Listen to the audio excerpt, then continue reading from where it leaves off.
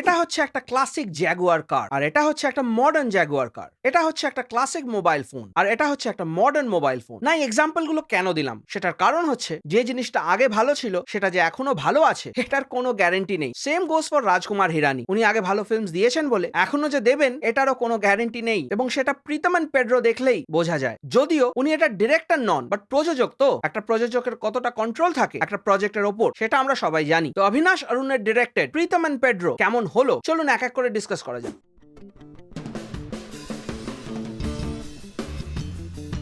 নমস্কার and welcome to thrash hour. Pritam and Pedro essentially একটা buddy কপ comedy. যদিও এখানে যে দুজন ক্যারেক্টার রয়েছেন তারা দুজনেই কপ নন। অরশদ ওয়াসির character speedy Gonzales, Pedro Gonsalves, উনি একজন ক্রাইম ব্রাঞ্চের অফিসার। কিন্তু হাসিনা পার্কার প্রীতম পার্কার উনি একজন সিভিলিয়ান। এরপর ক্লাসিক বাডি কপ কমেডি স্টাইলে দেয়ার পাথস ক্রস ইচ আদার, এবং দুজনেই বুঝতে পারেন যে দুজনেরই একে অপরকে প্রয়োজন। সেই থেকে তাদের একটা কমরাডরি বিল্ড হয় এবং ইভেন্চুয়ালি ওনারা একটা কেসের সাথে ইনভলভ হয়ে যান। এর থেকে আরো ডিটেইলে যাব, কিন্তু সেগুলো স্পয়লার হবে। আপাতত non spoiler part of the review continue করছি। এই ছবির মধ্যে কিছু ভালো জিনিস আছে, সেটা প্রাইমারিলি হচ্ছে অরশদ ওয়াসির অ্যাক্টিং এবং comic timing. Arshad Warsi time and again এটা প্রুভ করেছেন that he is a very good actor. ওনার choice of roles not so much. ওনার ক্যারেক্টারের একটা আনফোর্সড ইডিওসি আছে, এবং সেই কমিক্যাল স্টুপিডিটিটা অনেকটা রোয়ান অ্যাটকিনসনের জনি ইংলিশের মতো। এই গোটা সিরিজটা থেকে অরশদ ওয়াসিকে বাদ দিলে আর কিছুই সেরকম দেখার মতো থাকবে না। সিরিজের লোকেশন সিলেকশন খুব ভালো, লাশ বিউটিফুল ল্যান্ডস্কেপস আমরা দেখতে পাই। প্রত্যেকটা ফ্রেমের soothing and beautiful colour palette. ফিল্মের ব্যাকগ্রাউন্ড স্কোর আমাদের বারবার রিমাইন্ড করতে থাকে যেটা সুবাহ গই মামু থেকে inspired. Of course that is not bad. ফিল্মের অনেক জায়গা আছে যেখানে কমেডিটা খুব ভালো ল্যান্ড করেছে। অরশদ ওয়াসি এবং বীর হিরানের chemistry was also more than decent. দুজনের যে ব্যাক এন্ড ফোর্থ ব্যান্টার সেগুলো most of the time work করছিল। মোটামুটি সিরিজটা খুবই লাইট হার্টেড এবং খুব মন দিয়ে না দেখলে এটা ভালো লাগতেও পারে। But that brings us to the negative aspects of this series.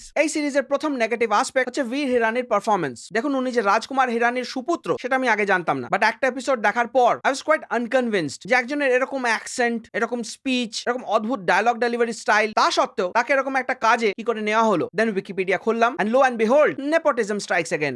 Nepotism বাদ দিলেও বীর হিরানি যে খুব বাজে অ্যাক্টর এটা আমি বলবো না। এফর্ট দিয়েছে 100%, but he is not ready yet. এবার আমরা মুভ অন করব পুরোপুরি এই ফিল্মের নেগেটিভ অ্যাসপেক্টসে, এবং সেখানে 100% স্পয়লার্স থাকবে। তাই জন্য এখান থেকে আপনার ভিডিওটা স্কিপ করতে পারেন। ওকে, লেটস স্টার্ট। রাজকুমার হিরানের ফিল্ম কোনোদিনই লজিক্যালি গ্রাউন্ডেড থাকে না। লজিক্যাল ইনকনসিস্টেন্সিস ভর্তি থাকে ফিল্মে। ওনার ফিল্ম বলতে পারেন অনেকটা ফ্যান্টাসি বেসড হয়। না হলে 3 ইডিয়টস এর ওই ক্লাইম্যাক্সের ডেলিভারি সিনটা কেউ ভাবতেও পারতো না। কিন্তু আমি যদি ওনাকে লজিক্যাল লুপহোলস এর জন্য ডিসকাউন্ট দিতেও চাই তাও দিতে পারবো না, কারণ this piece of work is absolutely dependent on logic, and this series is logically totally Vir হিরানির যে ক্যারেক্টারটা Pritam Parker, he is supposed to be a genius, a tech genius. পুরো সিরিজে ওর জিনিয়াসনেস এর কোনো পরিচয় আমরা পাই না। ফার্স্ট টু লাস্ট ও শুধু ফোন ট্র্যাকিং করে গেল। ইনফ্যাক্ট ইমেলেও ওকে ট্র্যাকার পাঠাতে হচ্ছে, সেই ইমেলটা খোলার পর তবেই ও ট্র্যাক করতে পারবে। He does absolutely basic work. মানে আমাদেরকে এটাই বোঝানো হচ্ছে যে একটা সাইবার সেল ডিপার্টমেন্টে বেসিক ফোন ট্র্যাকিং করার ক্ষমতা কারুরই নেই। যেভাবে ক্যারেক্টারটাকে ইন্ট্রোডিউস করানো হলো যে 15 মিনিটে একটা এটিএম রবারিকে সে ক্র্যাকডাউন করলো, তারপর মনে হয়েছিল যে বিক্রান্ত মাসির ক্যারেক্টারের সাথে হ্যাকার ভার্সেস হ্যাকার একটা ফাইনাল শোডাউন হবে। ওরকম কিছুই হলো না। This guy turns out to be a dud. ওর যা যা স্কিল দেখানো হয়েছে তার থেকে বেশি স্কিল আমাদের আশেপাশে হয়তো কোনো কম্পিউটার জিনিয়াসে রয়েছে। It was so stupid and anticlimactic. Arshad ওয়াসির ক্যারেক্টার এতটাই ডাউন করে দেওয়া হয়েছে, সে আজকের দিনে দাঁড়িয়ে কম্পিউটারে পাসওয়ার্ড দিয়ে এন্টার টিপছে না। মাইন্ড ইউ, ওনার বয়স কিন্তু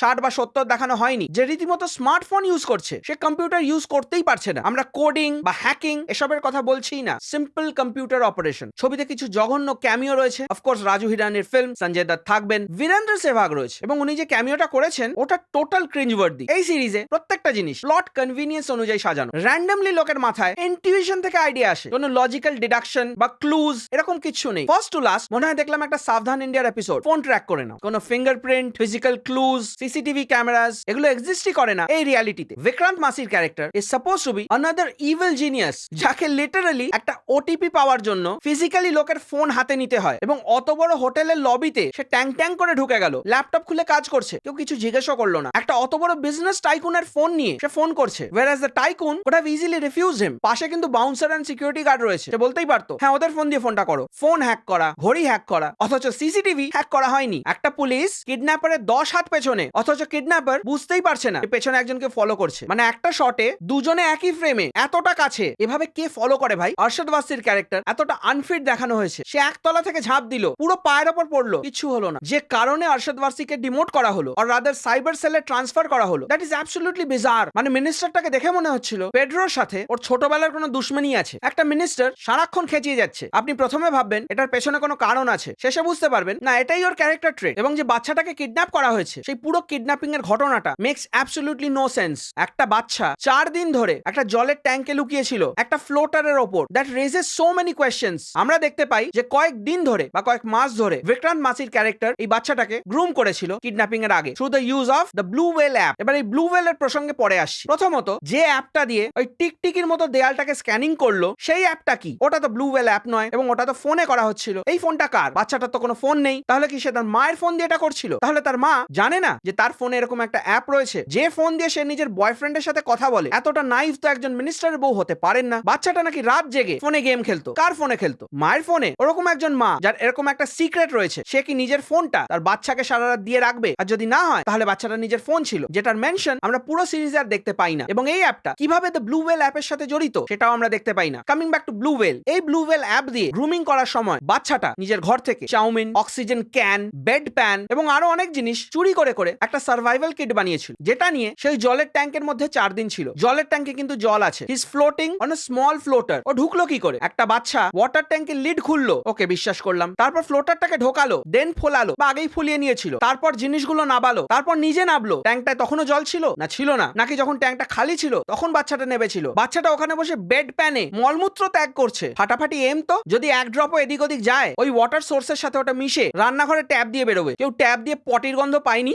বাচ্চাটা 4 দিন ধরে ওই এক বাটি চাউমিনই খেয়ে গেল, সেদ্ধ নুডলস। 4 দিন ধরে ওটা পচেওনি। ওরকম একটা জোলো জায়গায় একটা ছোট্ট অক্সিজেন ক্যান যেটা হার্ডলি 1 ঘন্টা হয়তো লাস্ট করবে না, সেটা নিয়ে 4 দিন কাটিয়ে দিল। মাথায় একটা টর্চ যেটার ব্যাটারি 4 দিন লাস্ট করেছে। কোন গঞ্জিকা সেবন করে এই পার্টটা লেখা হয়েছিল? I have no clue. এবং লাস্টে যখন বিক্রান্ত মাসিকে ক্ষমা করে দেওয়া হয় তখন এই প্রশ্নটা কেউ করেনি যে তাহলে অন্য ব্লু ওয়েল অ্যাপগুলো কি বিক্রান্ত মাসি অপারেট করছিল নাকি ওটা অন্য কারুর কাজ? আর যদি ওটা বিক্রান্ত মাসিরই হয় তাহলে আরশাদ ওয়ারসির ছেলেকে বিক্রান্ত মাসি মেরেছে। So he is a হার্ডেন্ড criminal, cold blooded murderer. তাকে তো ধরতেই হতো। একটা মার্ডারারকে ছেড়ে দেওয়া হলো। প্রীতম পারকারের ক্যারেক্টারটা absolutely responsible for the suicide of Boman Irani. তাকে পুলিশ ছেড়ে দিল। এবং ভেবে দেখুন, একটা এত বড় মিনিস্টারের ছেলের অ্যাবডাকশন কেস, সেই কেসে একটা সিভিলিয়ান হেল্প করছে, যে সিভিলিয়ানের নিজের ক্রিমিনাল ব্যাকগ্রাউন্ড রয়েছে। এরকম অনেক প্রশ্ন আছে, কোনো প্রশ্নের উত্তর পাবেন না। এত ইন্ট্রিকেটলি গল্পটাকে সাজানো হয়েছে যে লুপহোলস গুলো কারুর চোখেই পড়েনি। এই সিরিজের নাম প্রীতম এন্ড পেড্রো না দিয়ে ফোন ট্র্যাকিং দেওয়া উচিত ছিল, বিকজ 6টা এপিসোড ধরে আপনারা সেটাই দেখতে পাবেন। মোনা সিং এর ক্যারেক্টারটা টোটালি ওয়েস্টেড, একেবারেই নট নিডেড। আমির খানের তালাশে কি সুন্দরভাবে ওর ছেলের মৃত্যুর ঘটনাটা মেন স্টোরিতে উইভ করা হয়েছিল, that gave him character growth. এখানে আরশাদ ওয়ারসির ব্যাক স্টোরি জোর করে ঢোকানো হয়েছে। ওনার ছেলে যে ব্লু ওয়েল গেমের দ্বারা ম্যানিপুলেটেড হয়ে সুইসাইড করেছিল, এটাকে ডিরেক্টর লাস্টে ভুলেই গেলেন, ক্রিমিনালকে ছেড়ে দিলেন। কি অদ্ভুত মেসেজ, ফরগিভ এন্ড ফরগেট। এবং একটা অত বড় মিনিস্টার, তার বাচ্চা কিডন্যাপড হয়েছে, সে বাড়ির ট্যাঙ্ক চেক করেই দেখেনি। এটা তো কমন সেন্স 101। প্রীতম এত বড় হ্যাকার যে একটা বাচ্চার ল্যাপটপ ওপেন করতে পারছে না। ও লিটারালি লোককে জিজ্ঞেস করছে যে এর পাসওয়ার্ডটা কি।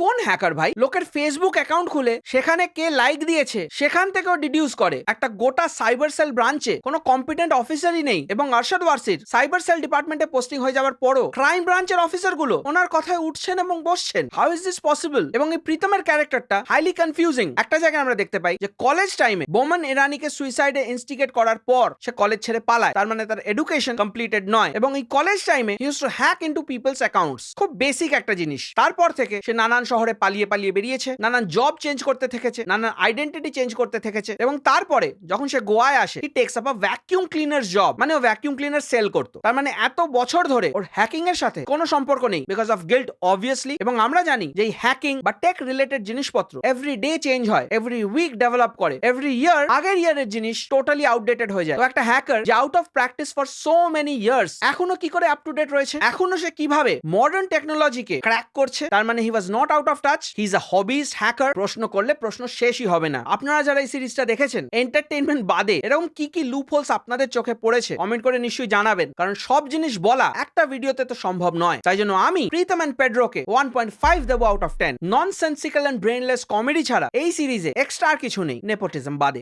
তো যাই হোক, এই ছিল আমার views and opinions on Pritam and Pedro. আপনাদের যদি এই ভিডিওটা ভালো লেগে থাকে তাহলে একটা লাইক, শেয়ার আর সাবস্ক্রাইব করে দেবেন। আপনাদের কোনো মতামত, সাজেশন বা ওপিনিয়ন থাকলে কমেন্ট সেকশনে নিশ্চয়ই জানাবেন। You can follow me on Instagram, Twitter and Facebook. আপনারা দেখছেন থ্রাশ আওয়ার। আমি আপনাদের হোস্ট টম থ্রাশ, এবং দেখা হচ্ছে পরের ভিডিও।